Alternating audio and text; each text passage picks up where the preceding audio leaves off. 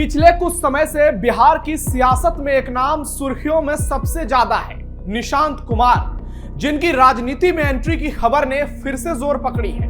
आखिर क्यों बिहार की सियासत में Nishant Kumar most eligible politician बन गए हैं, और ऐसा क्या होगा कि नीतीश के रहते उनके बेटे निशांत सक्रिय राजनीति में कदम रख पाएंगे? क्योंकि एक और जेडीयू नेताओं की लगातार निशांत को पार्टी में बड़ी जिम्मेदारी देने की मांग उठ रही है, तो दूसरी ओर नीतीश कुमार का बेदाग चरित्र है जो सदैव परिवारवाद के खिलाफ रहा है और जिसे लेकर वो अक्सर लालू परिवार पर हमलावर रहते हैं। ऐसे में क्या नीतीश अपने बेटे की सियासी एंट्री अपने रहते करा देंगे? सवाल सिर्फ उनकी संभावित एंट्री की नहीं है, बल्कि उस नैरेटिव का है जिसे सालों से खुद सीएम नीतीश ने गढ़ा है। परिवारवाद के खिलाफ शून्य सहनशीलता का नैतिक कवच। ये वो नेता हैं जो अक्सर लालू प्रसाद यादव और उनके कुनबे पर वंशवाद को लेकर तीखे हमले बोलते रहे हैं। लेकिन अब जब जेडीयू के भीतर से ही आवाज उठ रही है कि निशांत को बड़ी जिम्मेदारी दी जाए, तो सियासी गलियारों में यह चर्चा तेज है।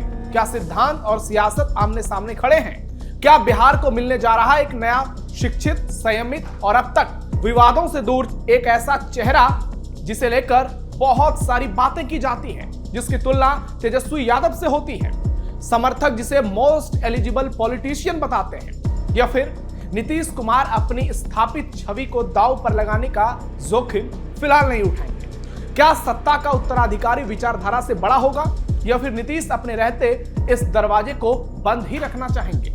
बिहार की राजनीति का तापमान बढ़ चुका है और हर किसी को इस जवाब का इंतजार है। नमस्कार, कैपिटल टीवी बिहार में आपका स्वागत है। मैं हूं नवेंदु और आज के इस वीडियो में बात करेंगे निशांत कुमार और नीतीश कुमार की। राजनीति में होने वाली है निशांत की एंट्री। जेडीयू तैयार, नीतीश की हरी झंडी का इंतजार।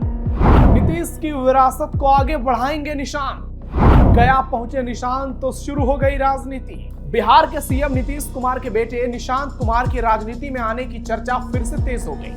बिहार के गयाजी में निशांत कुमार के स्वागत में लगे बड़े बड़े पोस्टर से इसका मैसेज मिल रहा है। अब राजनीतिक हलकों में चर्चा है कि होली के बाद निशांत कुमार सक्रिय राजनीति में आने को लेकर कोई बड़ा फैसला लेंगे। दरअसल निशांत शनिवार को गयाजी दौरे पर थे। उनके स्वागत में जेडीयू नेताओं की ओर से गयाजी में जगह जगह बड़े बड़े पोस्टर लगाए गए थे और पार्टी नेताओं कार्यकर्ताओं में उत्साह देखने को मिला।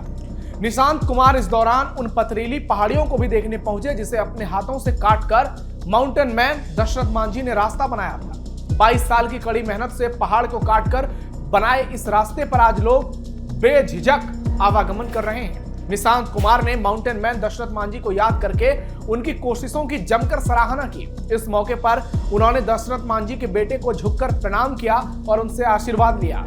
निशांत कुमार ने वहां लगी माउंटेन मैन की प्रतिमा पर माल्यार्पण भी किया और दशरथ मांझी को श्रद्धांजलि अर्पित की। निशांत कुमार पहली बार दशरथ मांझी की ओर से पहाड़ को काटकर बनाए गए रास्ते को देखने पहुंचे थे। उन्होंने गहलोर की पहाड़ियों को देखा और माउंटेन मैन की दृढ़ संकल्प की जमकर सराहना की। इससे पहले भी निशांत के सक्रिय राजनीति में आने को लेकर पार्टी के कई सीनियर नेताओं की ओर से बयान दिए गए हैं। संजय झा, ललन सिंह, हर किसी ने इशारा किया है। जेडीयू के नेताओं और कार्यकर्ताओं का कहना है कि निशांत के सक्रिय राजनीति में आने से पार्टी संगठन को मजबूती मिलेगी। जेडीयू के नेता और कार्यकर्ता निशांत को विजन वाला युवा नेता मानते हैं और कहते हैं कि उनके सक्रिय राजनीति में आने से बिहार के विकास को गति मिलेगी। सीएम नीतीश ने जिन विकास कार्यों को शुरू किया है उसे और तेज गति से पूरा किया जा सकेगा।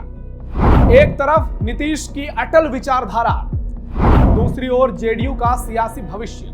बिहार की सियासत इन दिनों एक दिलचस्प मोड़ पर खड़ी है। चर्चा के केंद्र में है सीएम नीतीश के बेटे निशांत। गया में उनकी हालिया मौजूदगी और जेडीयू कार्यकर्ताओं द्वारा लगाए गए पोस्टरों ने राजनीतिक गलियारों में माहौल गर्मा दिया और उनकी संभावित एंट्री को लेकर दुनिया भर की बातें हो गई, जिसे खुद नीतीश समर्थकों ने गढ़ा, जो कई सालों से गढ़ा जा रहा है। नीतीश कुमार की राजनीति की सबसे बड़ी पहचान उनकी साफ और बेदाग छवि रही है। परिवारवाद के खिलाफ स्पष्ट और सख्त रुख रहा है। उन्होंने बार बार लालू प्रसाद यादव और उनके परिवार पर वंशवाद को लेकर तीखी टिप्पणियां की है। उनकी छवि एक ऐसे नेता की रही है जिसने निजी जीवन को राजनीति से अलग रखा। ऐसे में अगर उनके बेटे की एंट्री होती है तो विपक्ष को वैचारिक हमला करने का बड़ा मौका मिल सकता है। यही नैरेटिव है जो सालों से जेडीयू को दूसरे क्षेत्रीय दलों से अलग पहचान देता रहा है। लेकिन तस्वीर का दूसरा पहलू भी उतना ही मजबूत है।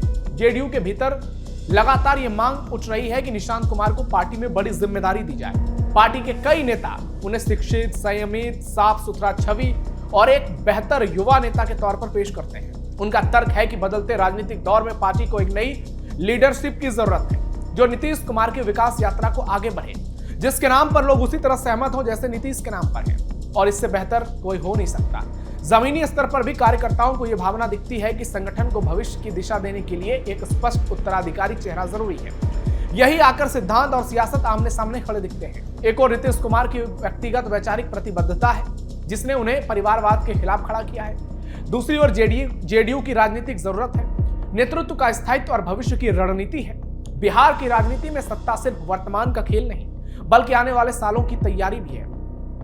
अगर निशांत कुमार सक्रिय राजनीति में आते हैं तो यह सिर्फ एक व्यक्ति की एंट्री नहीं होगी बल्कि जेडीयू की दिशा तय करने वाला फैसला होगा। क्या नीतीश कुमार अपनी स्थापित छवि से समझौता कर लेंगे, विपक्ष आरोप लगाएगा, या फिर सिद्धांत को प्राथमिकता देते हुए निशांत को कहेंगे अभी रुकिए। फिलहाल बिहार इंतजार में है ये देखने के लिए कि विरासत बड़ी होती है ये विचारधारा।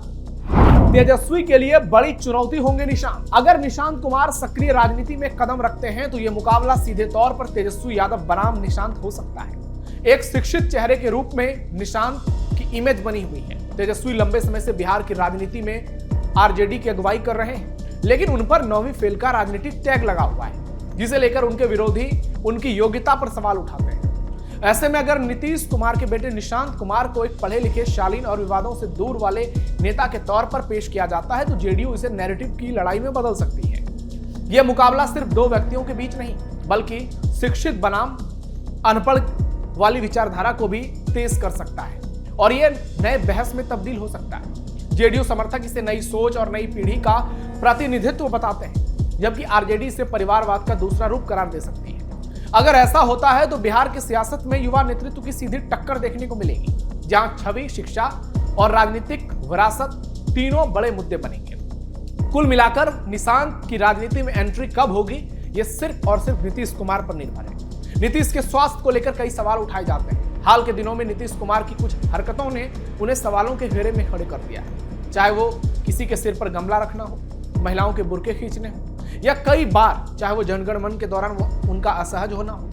नीतीश कुमार ने खुद कई सवालों को जन्म दिया है और सबसे बड़ा सवाल यही है कि नीतीश के बाद जेडीयू में कौन। तो लीडरशिप को लेकर भी भयंकर लड़ाई है।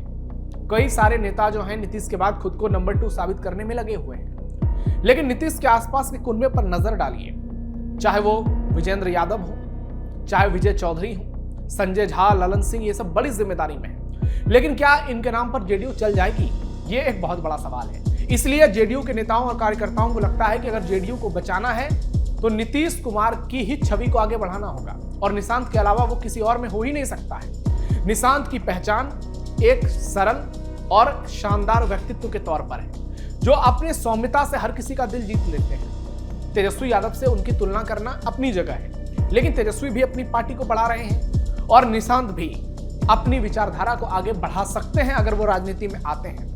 लेकिन फिलहाल निशांत को लेकर हर किसी के दिल में एक सॉफ्ट कॉर्नर तो है और निशांत अगर राजनीति में आते हैं तो बिहार को एक युवा नेतृत्व तो मिल सकता है। उनकी काबिलियत यहां आने के बाद पता चलेगी, उनके ऊपर लगे टैग यहां आने के बाद लोगों को समझ में आएंगे।